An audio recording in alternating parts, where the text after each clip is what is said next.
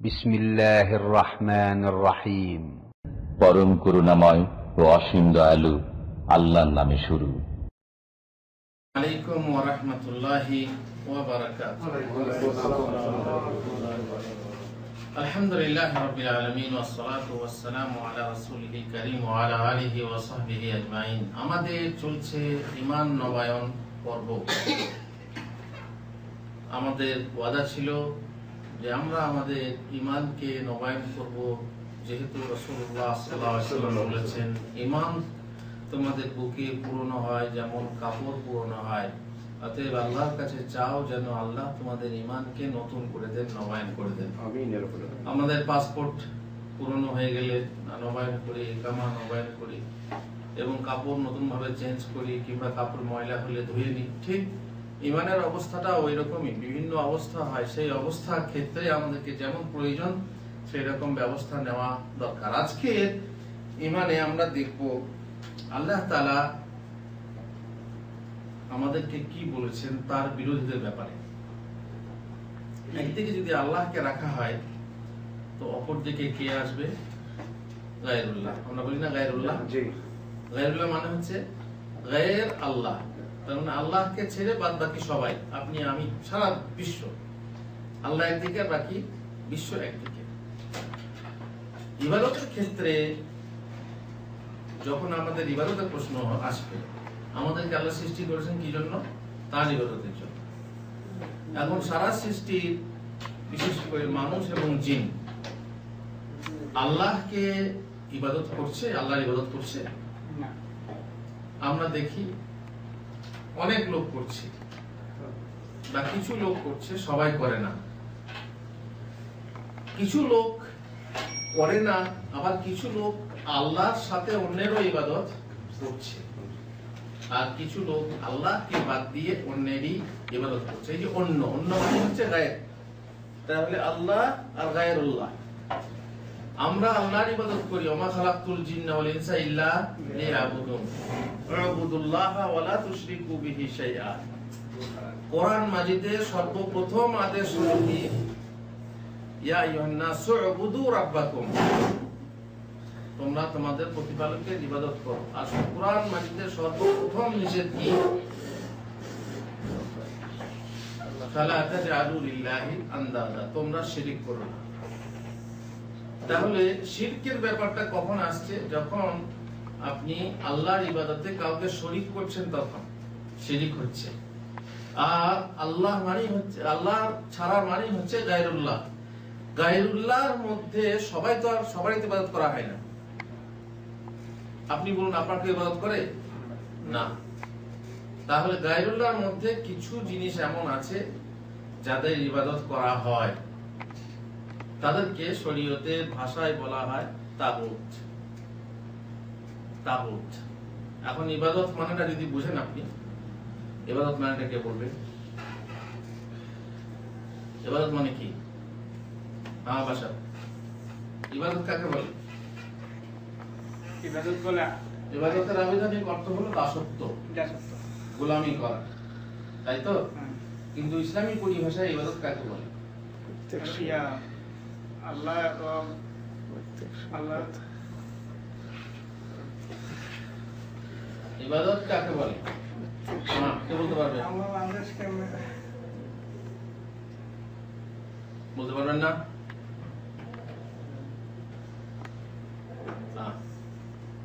ইবাদত হলো প্রত্যেক সেই গুপ্ত ও প্রকাশ্য কথা ও কাজ যা আল্লাহ পছন্দ করেন। ইবাদত হলো প্রত্যেক সেই গুপ্ত ও প্রকাশ্য কথা ও কাজ যা আল্লাহ পছন্দ করেন। যে কথা বলে আল্লাহ পছন্দ করেন, সেটাই ইবাদত হয়ে গেল। যে কাজই করেন যদি আল্লাহ পছন্দ করেন, সেটাই আপনার ইবাদত হয়ে গেল। এই ইবাদত, যে কোনো প্রকারের ইবাদত, আপনি রাস্তায় চলতে চলতে একটা মিসকিন দেখলেন, একটা টাকা বের করে দিলেন, এটা কি ইবাদত? যদি আল্লাহ পছন্দ করেন। এখন যদি আল্লাহর উদ্দেশ্যে দিয়েছেন তবেই না আল্লাহ পছন্দ করবেন, তাই না? যদি লোক দেখানোর জন্য দেন তাহলে আল্লাহ পছন্দ করবেন না, তাহলে ইবাদত হলো না। তাহলে ইবাদত এমন একটা ব্যাপক জিনিস এমন একটা ব্যাপক কর্ম যের মধ্যে বহু রকমের দাসত্ব আছে, বহু রকমের আনুগত্য আছে। যদি আপনি আল্লাহ ছাড়া যে ইবাদত আল্লাহর জন্য করতে হয় সেই ইবাদত যদি আপনি অন্যের জন্য করেন তাহলে শিরিক হবে। আর তাগুত হবে কাকে? তাগুত কাকে বলে দেখুন, প্রত্যেক সেই পূজ্যমান উপাস্য যে আল্লাহর পরিবর্তে পূজিত হয় এবং সে তার এই পূজায় সম্মত থাকে। বুঝলেন? অনেক আল্লাহ ছাড়া অন্যের ইবাদত করা হয়, কিন্তু যার ইবাদত করা হয় তার খেয়ালই থাকে না, হুঁশই থাকে না। যেমন যারা কবরে আছে, সিজদা করা হচ্ছে, যদি সিজদা করা হয় তো কবরবাসী, কবরওয়ালা কি বুঝতে পারে যে আমাকে সিজদা করছে? তাহলে আমরা কি বলতে পারি যে সেই কবরবাসী ইবাদত নিচ্ছে বা সিজদা নিচ্ছে? না। তাহলে তাকে তাগুত বলা হবে না। তাগুত কাকে বলা হবে?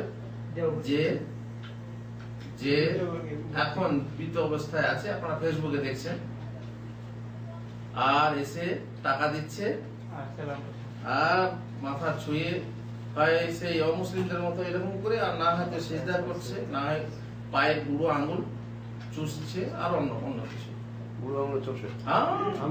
আঙুল চুষছে, আঙুল চোষা, পা ধোয়া, পানি খাওয়া, কত রকম জিনিস আছে। পাটাকে সুন্দর করে একটা প্লেটে দান করিয়ে পাটাকে ধুয়ে দিচ্ছে, সেই পানি বিতরণ হচ্ছে যেমন আল্লাহ নবী সাল্লাল্লাহু আলাইহি ওয়াসাল্লামের থুতু বিতরণ হতো।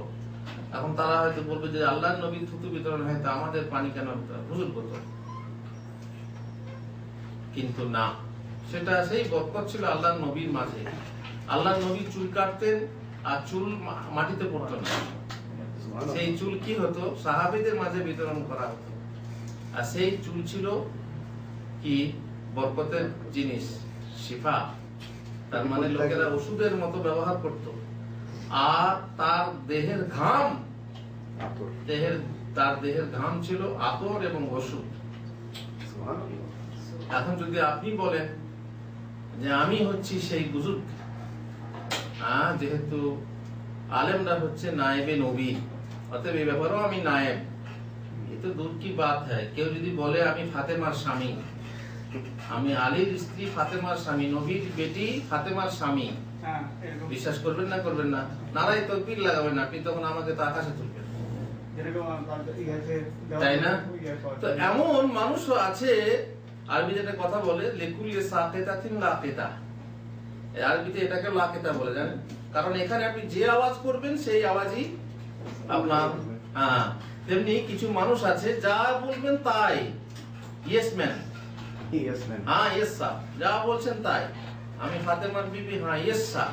আমি আল্লাহকে দেখেছি, আল্লাহর সঙ্গে কথা বলেছি, ইয়েস স্যার, নারাই তাকবীর। আমি আল্লাহ, হ্যাঁ ইয়েস স্যার, তাতেও সমস্যা নেই। ভেবে দেখবে না এদের দিমাগ মানে একদম কি আর বলবো, একদম সেই দিমাগ যে দিমাগে আল্লাহ মোহর মেরে দিয়েছে, সেখানে কোনো ভালো জিনিস ঢুকবে না, কোনো প্রতিবাদ নেই, প্রতিবাদ নেই। আল্লাহ বলছেন কাল কুজি মুজাক্কিয়া, তার মানে উল্টো করে উপর করে রাখা কলসির মতো পানি ঢুকবে? একে তো এইভাবে থাকলেই পানি ঢুকবে না, তাতে আবার কি করা আছে? উপর করা আছে। এই হচ্ছে মানুষের অন্তরের অবস্থা, কিভাবে বিশ্বাস করে। যারা এইভাবে বসে বসে নজর নিয়াজ, ইবাদত না, এবারে যদি আপনি নজর নিয়াজ নিচ্ছেন, সিজদা নিচ্ছেন আর ইবাদত নিচ্ছেন, তাহলে যে সন্তুষ্ট মানে ইবাদত নিয়ে সন্তুষ্ট সে হচ্ছে তাগুত, তাকে বলা হয় তাগুত। আপনারা উদাহরণে বুঝতে পারবেন যে তাগুত কাকে কাকে বলে এবং কি শ্রেণীর ইবাদত তাদের সাথে করা হয়। আমাদের দেশে আছে যে মানে বড় মানুষের পা ছুঁয়ে কি করা? সালাম বলা হয় না, এটা কি? প্রণাম। আমরা সেটাকে সালাম বানিয়ে নিয়েছি। আমরা অনেক কিছু রং টং লাগিয়ে ইসলামী বানিয়ে নিয়েছি, তাই না? এটা ইসলামী, এটা ইসলামী, এটা ইসলামী, এই যে আমরা বলি। তো প্রণামটাকে কি বানিয়ে নিয়েছি? সালাম বানিয়ে নিয়েছি। ওরা, আপনি বিশেষ করে কন্যা বিদায় হওয়ার সময় দেখবেন, কন্যা যখন বাড়ি থেকে বিদায় হয়ে যাচ্ছে তখন কার পায়ে না ছুঁয়ে সালাম করে, যে থাকবে তার সামনে, সে বড় হলে তার পায়ে, এমনকি ছোটর পায়েও সালাম করে, তাই না? আর শ্বশুর বাড়িতে গিয়েও সে একই অবস্থা। আমি যখন ছোট ছিলাম আমি দেখেছি কোন মহিলা যাদের মোটামুটি জ্ঞান আছে, তো তাদের পা ছুঁয়ে সালাম করলে তারা বলে, হ্যাঁ সালাম করতে হয় না মা, এইভাবে সালাম করতে হয়, আল্লাহকে সালাম করো মা, আল্লাহকে সালাম করো। এইভাবে একটা জিনিস, মানে এদিকেও হোশ নেই যে আল্লাহকে বা সালাম কি করে করা হয়। আচ্ছা, বাধা দেয় না, খালি ওইটা মুখে বলে, মাথায় হাত দিয়ে বলে আল্লাহকে সালাম করো মা, সুখী হও মা, সুখী হও। আর তার মানেই হলো যে ওই মহিলাতে, হ্যাঁ ওই মহিলা মহলে যে জ্ঞানের অবস্থা, দিনের অবস্থা আপনারা নিশ্চয়ই বুঝতে পারবেন যে যে পরিবেশে পুরুষদের জ্ঞান নেই, সেই পরিবেশে মহিলাদের কি জ্ঞান থাকতে পারে। সেখানে দিন একদম গরিব। গরিব মানে কি? গরিব মানে দরিদ্র না, আরবিতে গরিব মানে কি? হ্যাঁ, গরিব মানে না, গরিব না, গরিব বলে না এই লোকটা গরিব, তার মানে অপরিচিত, প্রবাসী। আপনার গোটা মসজিদের মধ্যে আপনি একা বাংলাদেশি, সব আরবি, কেমন লাগবে আপনাকে? আপনার অনুভূতিটা কেমন হবে? আপনাকে লোকে দেখে কি ভাববে?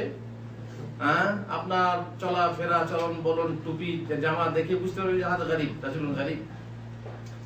তার মানেই সে এক ধরনের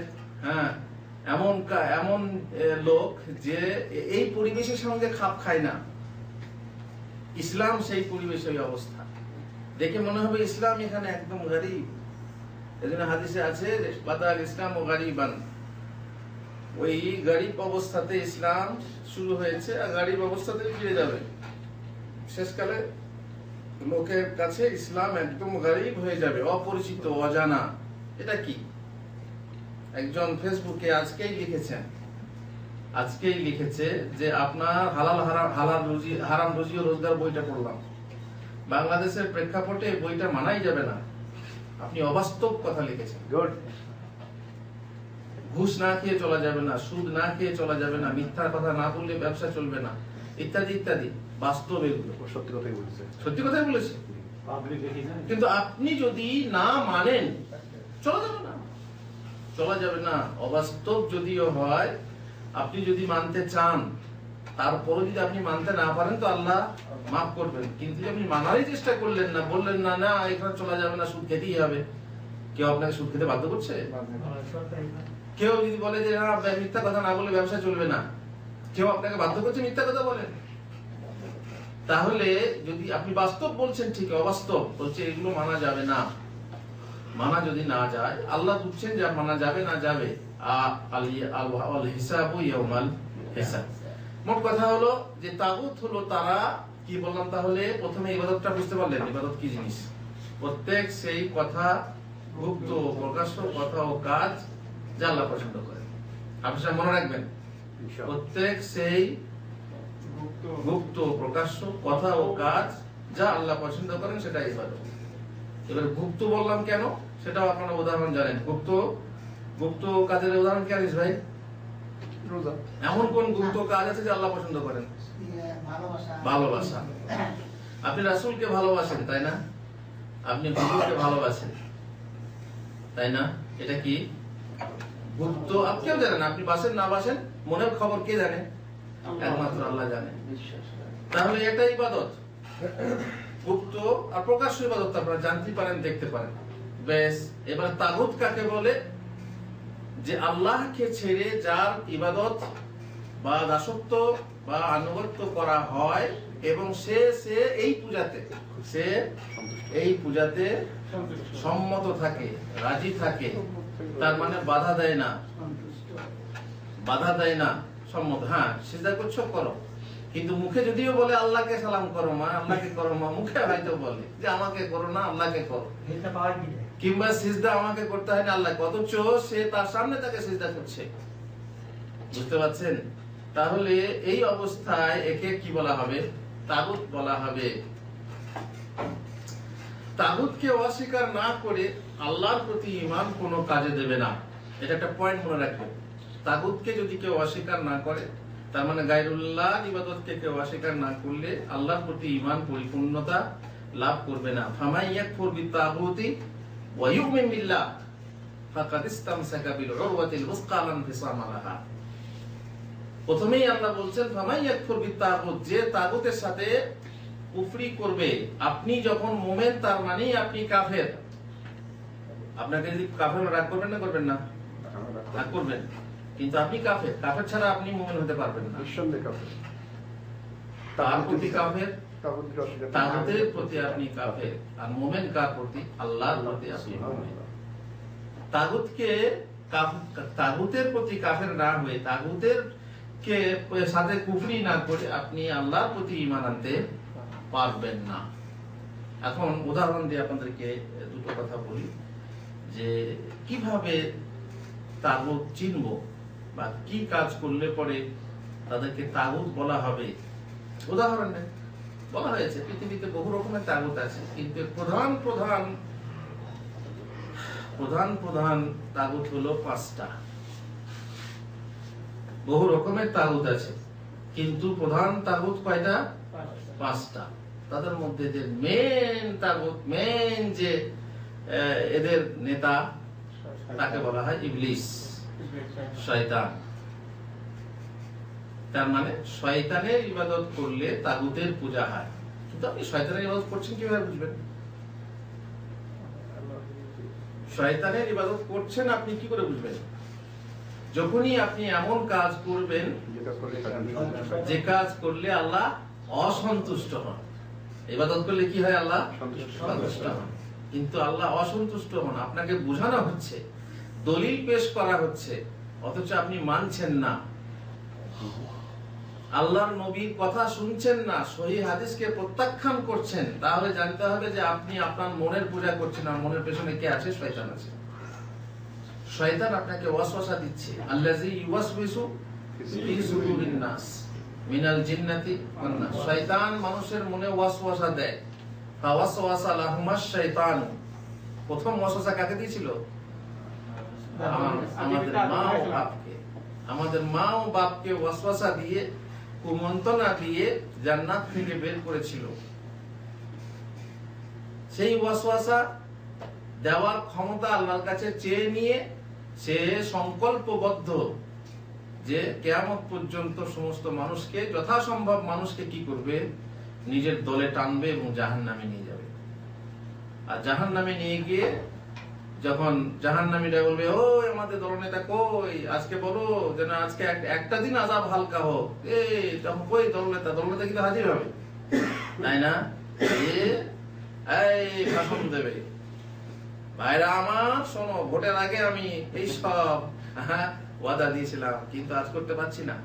দুনিয়ার বুকে আমি বলেছিলাম যে আমার সঙ্গ দাও, আমার দলে এসো, কিন্তু আমি তোমাদের হাত ধরে টেনে আনিনি, হাত ধরে টেনে আনিনি, বলেছিলাম, সঙ্গে সঙ্গে তোমরা বিশ্বাস করেছিলে, মেনে নিয়েছিলে, আমার কথা চলেছিল, ঠিক আছে।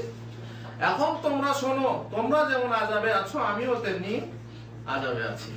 তোমরা চিৎকার করবে না, আমাকে ডাকবে না, আর আমিও তোমাদেরকে ডাকবো না। আমাদের সাথে, আমার সাথে তোমাদের আর কোনো সম্পর্ক নেই। শয়তান তাহলে জাহান্নামে গিয়ে সাফাই গাইবে, আমি ভাই তোমাদেরকে ধোঁকা দিয়েছিলাম, তোমাদেরকে কুমন্ত্রণা দিয়েছিলাম, তোমাদেরকে আমার দলে ভিড়তে বলেছিলাম, আমার দলে আসতে বলেছিলাম, আমি তোমাদেরকে জাহান্নামী করতে চেয়েছি, তোমরা সাড়া দিয়েছিলে, তার জন্য হ্যাঁ থ্যাংক ইউ, তাই না? কিন্তু যদি তার জন্য ক্ষতিগ্রস্ত হয়েছো, ক্ষতিগ্রস্ত হওয়ার জন্য আমাকে দায়ী করো না, কারণ আমি কাউকে হাতে ধরে টেনে আনিনি, আমার দলে ভিড়াইনি। বুঝতে পারছেন? তাহলে শয়তানের পূজা কিভাবে করছেন আপনি নিশ্চয়ই অনুধাবন করবেন। যখন আপনি পাপ করছেন, যখন আপনি আল্লাহ আল্লাহ রাসূলের বিরোধী কোনো কাজ করছেন, তখন জানতে হবে যে আপনার পেছনে শয়তান আছে। ইয়া আইয়ুহাল্লাযীনা আমানু দুখুলু ফিস সিলমি কাফা। আল্লাহ তাআলা কি বলছেন? হে ঈমানদাররা, তোমরা পরিপূর্ণ রূপে ইসলামে প্রবেশ করে যাও, নুস না। আপনার দরজা আছে, দরজাতে আপনার ছেলে শুয়ে আছে, হাফ বাইরে আছে, হাফ ভিতরে আছে। বাবা শরীর খারাপ হবে, ভিতরে এসি ঠান্ডা, বাইরে গরম, কিংবা বাইরে রৌদ্র থাকে, অর্ধেকটা দেহ রৌদ্রে আর অর্ধেকটা দেহ ছায়াতে থাকলে ক্ষতি হয় না? হয় না? আপনি তখন বলবেন ভিতরে এসো, হয় ভিতরে এসো, না হয় বাইরে যাও। তোমরা মুসলমান হয়েছ, মুসলমান হও, কাফের হতে বলছি না, কারণ আল্লাহ তাআলা কুফরি পছন্দ করেন না। তোমরা মুসলিম হয়ে যাও, মুসলমান হয়ে যাও, কিন্তু হবে তো পরিপূর্ণ রূপে হও, নুস নুস না। মাথাটা মুসলিম আর দেহটা মুসলিম না, আবার পাটা মুসলিম তো আরেকটা পা মুসলিম না, এরকম না, তাই না? যদি তুমি বাস হতে চাও তো তোমার ইঞ্জিনটাও বাসের হোক, ব্রেকটাও বাসের হোক, বডিটাও বাসের হোক, সিটগুলোও বাসের হোক। এ নয় যে ইঞ্জিন প্লেনের আর সিটগুলো ট্রাকের আর কি বলে ব্রেকটা সাইকেলের, চলবে? অতএব যদি তুমি মুসলমান হতে চাও পরিপূর্ণ রূপে মুসলমান হও। আর পরিপূর্ণ রূপে যদি মুসলমান না হও তার পেছনে কারণ কি জানেন? আল্লাহ তাআলা তারপরে কি বলছেন? ওয়ালা তাত্তাবিউ খুতুওয়াতিশ শাইতান ইন্নাহু লাকুম আদুউম মুবিন। আর পরিপূর্ণ রূপে মুসলমান হয়ে যাও, আর শয়তানের পদাঙ্ক অনুসরণ করো না। মানে শয়তান যেভাবে যাচ্ছে, যে পথে যাচ্ছে তার পেছনে পেছনে যেও না, কারণ সে হচ্ছে তোমাদের প্রকাশ্য শত্রু। বা সংক্ষেপে এতটুকু যে শয়তান হচ্ছে 1 নম্বরের তাগুত, সবথেকে বড় তাগুত। অন্যান্য তাগুত থেকে বাঁচা সম্ভব, কিন্তু শয়তান যে তাগুত তার ইবাদত থেকে অন্যান্য তাগুতের ইবাদত থেকে বাঁচা সহজ, কিন্তু শয়তান যে তাগুত তার ইবাদত থেকে বাঁচা সহজ না। কেন? আমরা বুঝতে পারি না যে আমরা শয়তানের ইবাদত করছি, দেখতেও পাই না। এটাও একটা বড় কথা। অন্যান্য তাগুতকে দেখতে পাবো, কিন্তু শয়তানকে দেখতেও পাই না। কোন সময় এসে ফুস মন্ত্র দিচ্ছে এবং তার আনুগত্য হচ্ছে আমরা বুঝতে পারছি না। 2 নম্বর, আল্লাহর বিধান বিকৃতকারী অত্যাচারী শাসক। শাসক মানে দেশের নেতা। সে দেশের নেতা যদিও মুসলিম হয়, কাফের হলে তো কোনো কথাই নেই। মুসলিম হলে সে যদি আল্লাহর বিধান বিকৃত করছে, না না এটা ঠিক আছে কিন্তু এই যুগে চলবে না, ইসলামী আইন না, ইসলামী আইন আছে যে বাবা মারা গেলে ছেলে 2 ভাগ পাবে আর মেয়ে 1 ভাগ পাবে, না না, এই যুগে সমান পাবে, নারী পুরুষ সমান। এখন যদি কোন শাসক, অত্যাচারী শাসক জোর করে অনইসলামিক কানুন আইন মানুষের ঘাড়ে চাপিয়ে দেয়, এমন অত্যাচারী শাসক যে শরীয়তের বিধানকে বিকৃত করে, এবং যদি আপনি মেনে নেন তাহলে সেটা হবে তাগুতের পূজা। ইচ্ছা কিন্তু মেনে নেন, বাধ্য হয়ে আলাদা কথা। বাধ্য হয়ে যদি আপনি কাউকে সিজদা করেন, হবে? শিরক হবে? সিজদা কর, না হতে শুট করে দাও, হবে কি? ইল্লা মান উকরিহা ওয়া কলবুহু মুতমাইন্নুন বিল ঈমান। যাকে বাধ্য করা হয়েছে সে যদি কুফরি করে, আল্লাহ তার কুফরি ধরবে না। আল্লাহ তাআলা আমাদের এত সুন্দর ব্যবস্থা দিয়েছেন, লা ইউকাল্লিফুল্লাহু নাফসান ইল্লা উসআহা। কিন্তু যদি কেউ সন্তুষ্ট চিত্তে সেই শাসককে মেনে নেয়, তাহলে সেই শাসকের বা সেই শাসক হলো তাগুত, আর তার ইবাদত করা হয় জনগণের। বুঝা গেল 2 নম্বর। কারণ শাসন যার হাতে আছে বা ক্ষমতা যার হাতে আছে, ক্ষমতাসীন মানুষের কাছে বহু কিছু আছে, সে ক্ষমতা দ্বারা ইসলামী শরীয়তকে বিকৃত করতে পারে অথবা প্রতিষ্ঠা করতে পারে, কিন্তু প্রতিষ্ঠা করার জায়গাতে সে বিকৃত করছে। অবশ্য অনেক ক্ষেত্রে সে হয়তো বাধ্য থাকে, সে নিজেও বাধ্য থাকে গদি টিকাবার জন্য এইরকম কিছু করতে হয়।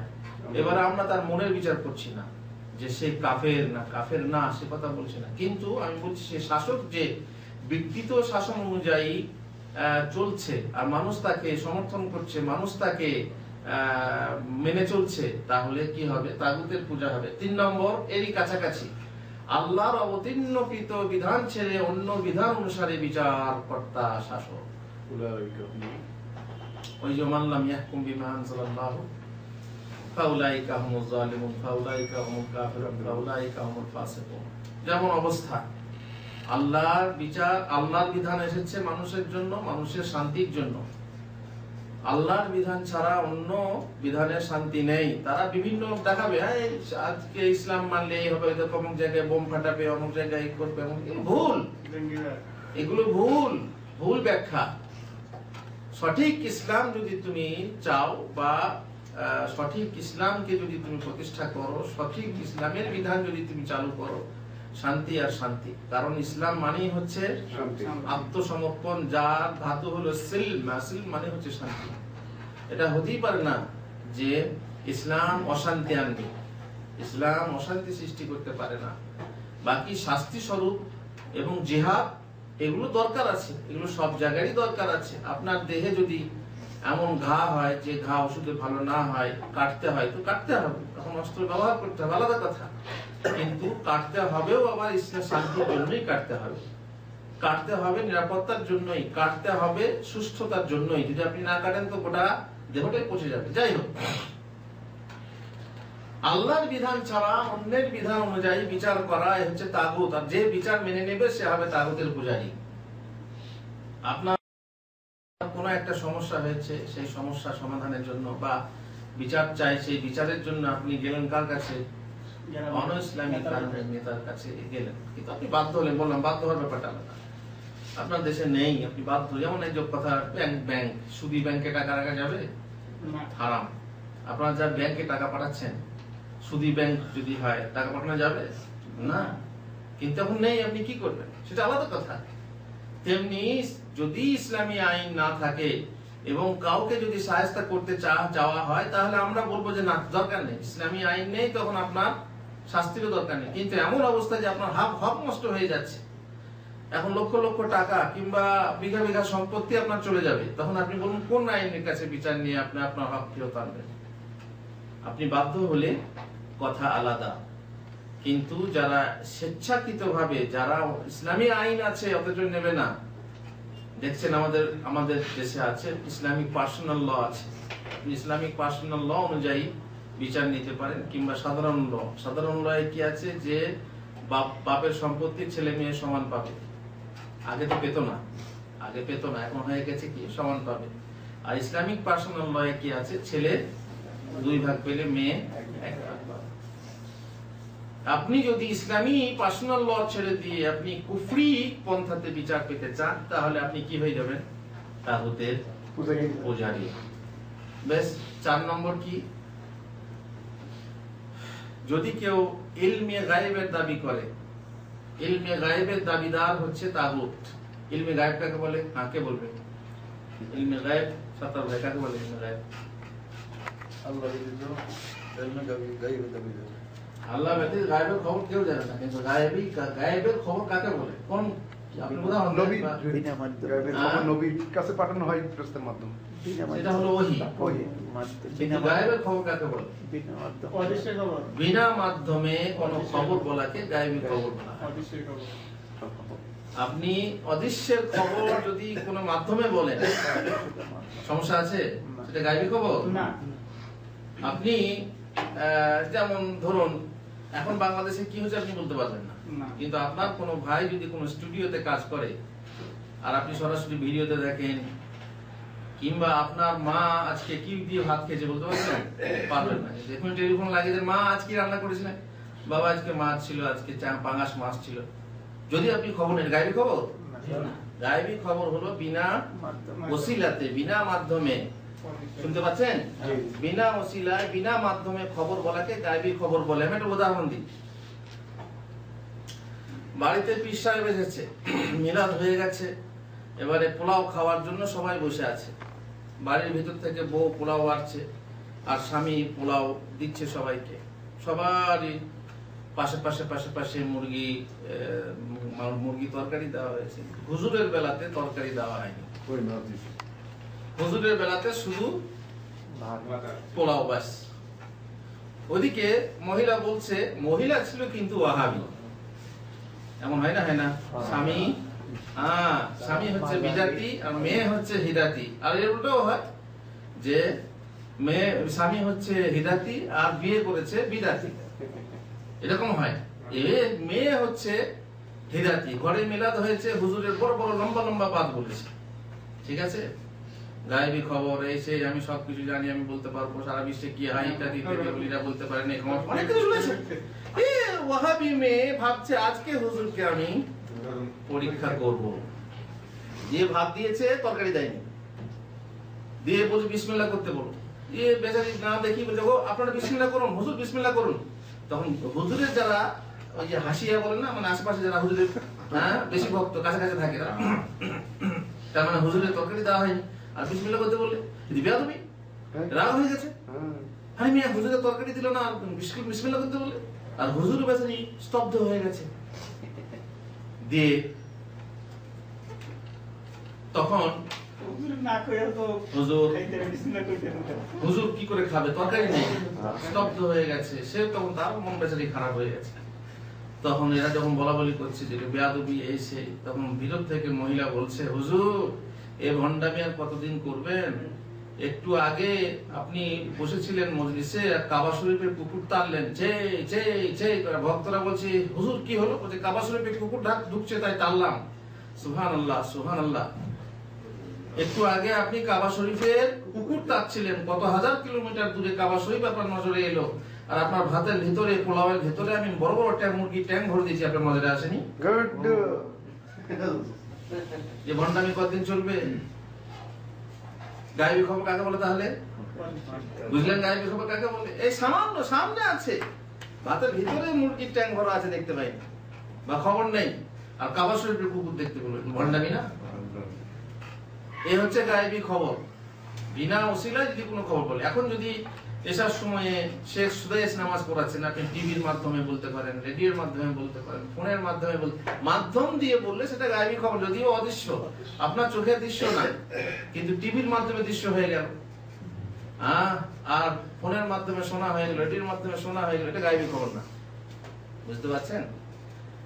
মা গর্ভবতী আছে, তার পেটে কি সন্তান আছে বলতে পারবেন? হ্যাঁ, এইভাবে বলতে পারবেন না তোমার মেয়ে হবে কিংবা ছেলে হবে, বলতে পারবেন? এটা হলো গায়েবী খবর। কোরআনেও আছে যে কেউ বলতে পারবে না যে মায়ের পেটে কি বাচ্চা আছে, তাই না? কিন্তু যদি ক্যামেরা দিয়ে বলা হয়, ক্যামেরা দিয়ে যদি বলা হয় এইভাবে দিয়ে দেখা যাবে, ওই পর্দা দেখা যাচ্ছে, হ্যাঁ এইভাবে করলেই বোঝা যাবে ওই জায়গাটা হ্যাঁ ছেলের নামে। ও বয়, ওই যে নার্সগুলো থাকে সেই নার্সগুলোই যখন করে না, ছেলে হলে বুঝতে পারবে ও বয়, আর যদি বুঝতে না পারে তাকে জিজ্ঞেস করলেও বলবে না, তার কারণ অনেক সময় বোঝা যায় না, তখন সেটা ছেলেও হতে পারে মেয়েও হতে পারে। এখন যদি বলে দেয় মেয়ে হবে তাহলে তো অসুবিধা আছে, কিন্তু বয় যখন স্পষ্ট বুঝতে পারে তখন বয় বলে দেয়। এটা কি গায়েবী খবর বলা হলো? না, কারণ এটা আপনার দেখে বললেন, মাধ্যমে বললেন। তাহলে গায়েবী খবর যে দাবি করে যে আমি গায়েবের খবর জানি, আরে এখানে একটু ফাঁকে একটা বলে নি, আল্লাহ নবী সাল্লাল্লাহু আলাইহি ওয়াসাল্লাম গায়েবের খবর জানতেন? জানতেন। অনেক গায়েবী খবর বলেছেন, জানতেন, কিন্তু কিসের মাধ্যমে? ওহীর মাধ্যমে। তাহলে বোঝা গেল যে ওহীর মাধ্যমে যখন যে খবর আসে সেগুলো গায়েবী থাকে না, সেগুলো ওহীর খবর হয়। আল্লাহ নবী সাল্লাল্লাহু আলাইহি ওয়াসাল্লাম যারা বলে যে আল্লাহ নবী গায়েব জানতেন, কথাটা ঠিক না। একমাত্র গায়েবের খবর কে জানেন? কুল লা ইয়ালামু মান ফিস সামাওয়াতি ওয়াল আরদিল গায়বা ইল্লা আল্লাহ। আল্লাহু আকবার। আল্লাহ ছাড়া আসমান জমিনে যে কেউ আছে, শ্রেষ্ঠ মুহাম্মদুর রাসূলুল্লাহ সাল্লাল্লাহু আলাইহি ওয়াসাল্লাম গায়েবের খবর জানেন।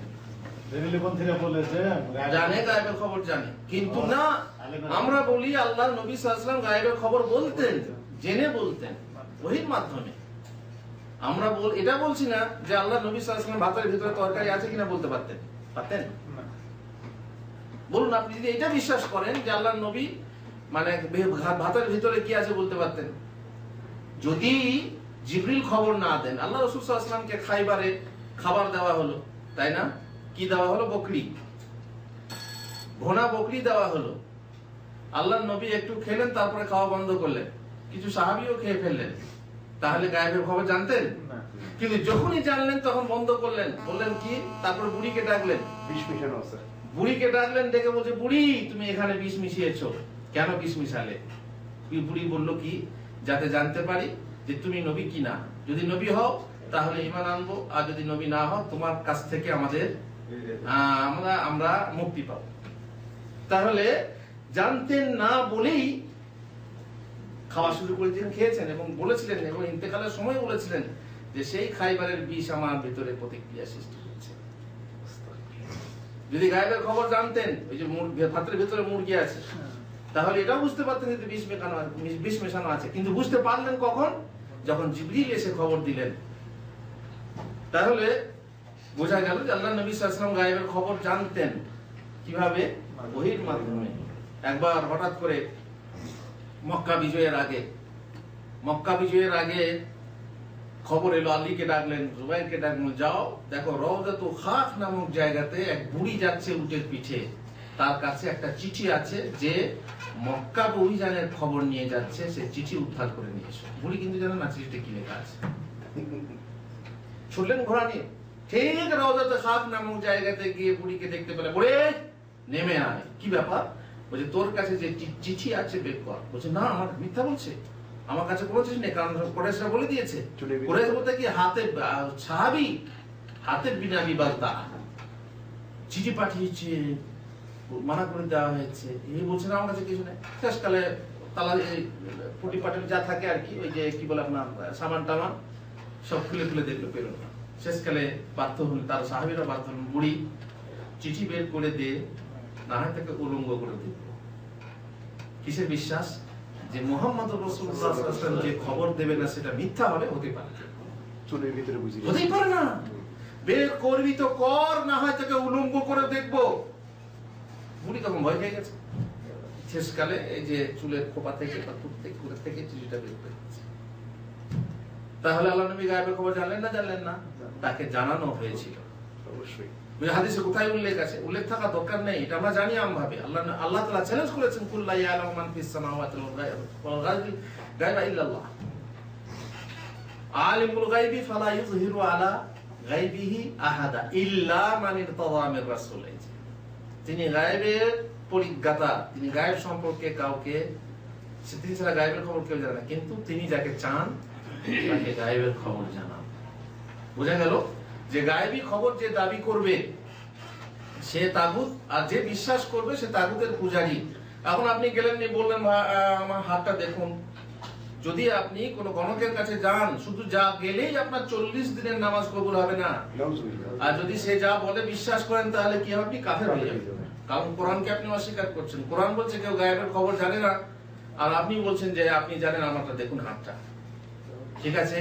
সুতরাং গায়েবী খবর যদি কেউ কারোর কাছে গায়েবী খবর জানতে যায়, তাহলে সে হচ্ছে তাগুতের পূজারী। আর 5 নম্বর হচ্ছে আল্লাহর পরিবর্তে নজর, নিয়াজ, মানত, সিজদা প্রভৃতি দ্বারা যারা পূজা করা হয় এবং যাকে বিপদে আহ্বান করা হয় এবং সে তাতে সম্মত থাকে। আমাকে স্মরণ করো, জলে জঙ্গলে, জলে স্থলে, বনে জঙ্গলে, যেখানেই আমাকে স্মরণ করবে আমি তোমাকে সাহায্য করবো। নিজে প্রচার করছে, আমাকে ডাকো, আমি তোমাদের ডাকে সাড়া দেবো। এবং সিজদা নিচ্ছে, সিজদা করছে, তার পায়ে মাথা রাখছে। তার মানে তার পায়ে মাথা রেখে কি করা হচ্ছে? আশীর্বাদ দিচ্ছে। এখন একজন মুসলমান হয়েছে, আমি নামটা ভুলে যাচ্ছি, একটা বই আছে, বাংলাতেও বেরিয়েছে, যে এক ভগবান ইনসান হয়ে গিয়া, ভগবান ছিল ইনসান হয়ে গেছে। রাজীব গান্ধী তার কাছে ভোটের আগে আর কি আশীর্বাদ নিতে গেছিলেন, তো পায়ে মাথা রেখে আশীর্বাদ করে এই ভগবান বলেছিলেন, এখন মুসলমান সে কিন্তু আমাদের দেশে, বলেছিলেন যে তুমি আজীবন প্রধানমন্ত্রী থাকবে। আর তার 2 মাস না কম মাস পরেই ফুল চড়াতে গিয়ে শেষ হয়ে গেল। বলছে সেখানেই আমি আঘাত খেলাম, আমি ভগবান বলে দাবি করি, আমি একটা ভবিষ্যৎবাণী করলাম, 2 মাসের মধ্যেই সেটা শেষ হয়ে গেল না, মানে আমি ভুল পথে আছি।